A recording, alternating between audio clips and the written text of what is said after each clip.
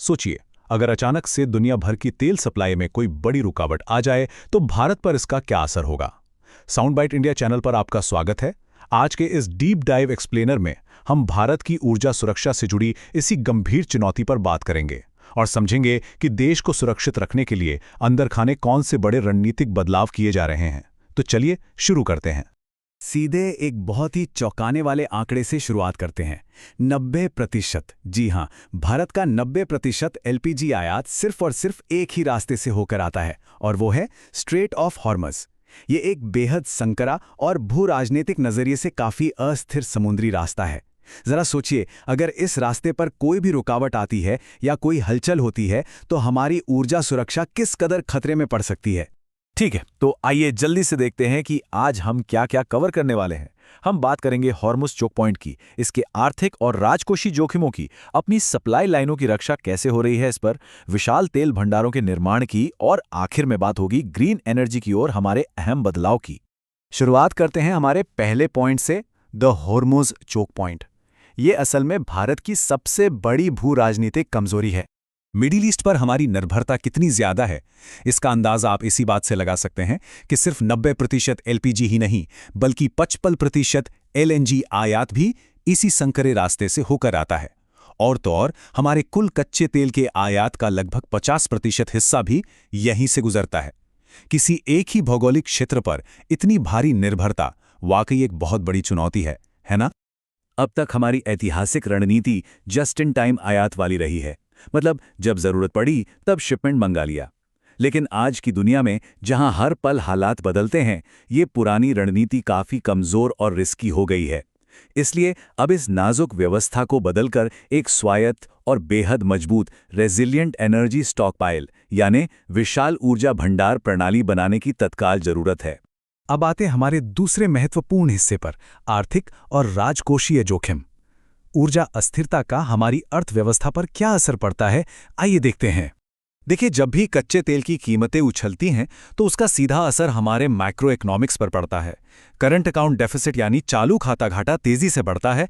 इसके बाद reserve bank को मजबूरी में ब्याज दरें ऊंची रखनी पड़ती हैं, जिससे प्राइवेट इन्वेस्टमेंट धीमा पड़ जाता है। और सबसे बड़ी बात, कच्चे तेल की कीमत में हर $1 की बढ़ोतरी का मतलब है हमारे सालाना आयात बिल में 12,000 से 16,000 करोड़ रुपए का सीधा इजाफा। आसान भाषा में कहें तो इसका सीधा असर महंगाई और आपकी होम लोन की ईएमआई के महंगे होने पर पड़ता है। और अब जरा इस नंबर पर गौर कीजिए, 460 करोड़ रुपए। ये कोई छोटी मोटी रकम नहीं है।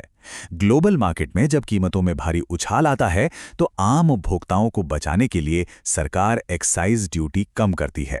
इसका सीधा सा मतलब यह है कि सरकार को हर दिन 460 करोड़ रुपए का भारी भरकम बोझ अपने ऊपर उठाना पड़ता है। महंगाई से बचाव की ये एक बहुत बड़ी कीमत है।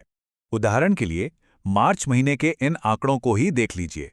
एक बहुत ही अजीब विरोधाभास देखने को मिला। कच्चे तेल के आयात की मात्रा में 17.1% की भारी गिरावट आई, यानी हमने कम तेल खरीदा। लेकिन इसके बावजूद भारतीय बास्केट के कच्चे तेल की कीमत 56.6% बढ़कर $113 प्रति बैरल के पार पहुंच गई। मतलब साफ है, सप्लाई का झटका लगने पर वॉल्यूम कम होने के बावजूद आयात बिल आसमान छू सकता है। तो फिर इसका हल क्या है?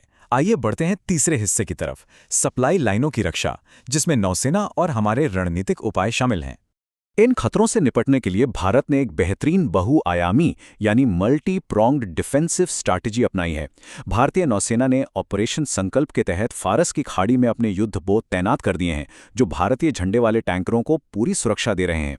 इसके साथ ही हम सोर्सिंग में डाइवर्सिफिकेशन ला रहे हैं, यानी अब अमेरिका, ब्राजील और अर्जेंटीना से भी तेल मंगाया जा रहा है।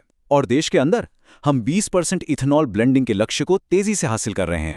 लेकिन सवाल वही है, क्या इतना काफी है? वर्तमान में भारत की कुल स्टोरेज कैपेसिटी केवल 74 दिनों की है, जिसमें से हमारे रणनीतिक पेट्रोलियम रिजर्व यानी एसपीआर सिर्फ 9.5 दिन का ही बैकअप देते हैं। जबकि दूसरी तरफ इंटरनेशनल एनर्जी एजेंसी यानी आईईए का मिनिमम स्टैंडर्ड 90 दिनों का है। ये आंकड़े साफ बता रहे हैं कि हमें जल्द से जल्द अपनी स्टोरेज कैपेसिटी बढ़ानी होगी। और इसी को देखते हुए हम आते हैं अपने चौथे पॉइंट पर, विशाल तेल भंडारों का निर्माण। चंडीखोल और पादुर में एक बहुत बड़ा मेगा एक्सपेंशन हो रहा है। इन परियोजनाओं का जो इंजीनियरिंग स्केल है वो वाकई हैरान करने वाला है। इंजीनियर्स इंडिया लिमिटेड की रिपोर्ट्स को देखें तो पता चलता है कि समुद्र तल से 35 मीटर नीचे यू शेप की विशालकाय चट्टानी गुफाएं बनाई जा रही हैं। जरा इमेजिन कीजिए, इन बिना लाइनिंग वाली अंडरग्राउंड गुफाओं में लाखों टन कच्चा तेल बिल्कुल सुरक्षित रूप से जमा किया जाएगा। ये किसी अजूबे से कम नहीं है। इस दूसरे चरण के विस्तार से हमारी क्षमता में 6.5 मिलियन मीट्रिक टन का इजाफा होगा। इसमें ओडिशा के चंडीगोल में 400 एकड़ जमीन पर 4 MMT और कर्नाटक के पादुर में 2.5 MMT का एक्सपांशन शामिल है। इसके लिए करीब 14,527 करोड़ रुपए का भारी निवेश किया जा रहा है।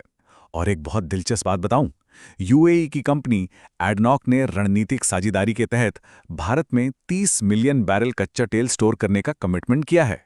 अब भारत के ये रणनीतिक भंडार दुनिया भर के बड़े इन्वेस्टर्स के लिए एक हॉटस्पॉट बन चुके हैं। ट्रैफिक्यूरा, BP, शेल और विटोल जैसी ग्लोबल एनर्जी कंपनियां पब्लिक प्राइवेट पार्टनरशिप मॉडल के जरिए दूसरे चरण में हिस्सा लेने के लिए लाइन में खड़ी हैं। वहीं एडनॉक जैसी कंपनियां लंबे समय की सप्लाई को सिक्योर करने के लिए भारत के साथ रणनीतिक सहयोग कर रही हैं। अब आते हैं आज के आखिरी और सबसे फ्यूचरिस्टिक पॉइंट पर, द ग्रीन एनर्जी पिवट, जीवाश्म ईंधन से दूरी बनाने की हमारी कोशिश। पूरी इकोनॉमी को तेल की निर्भरता से बाहर निकालना ही लॉन्ग टर्म सोल्यूशन है।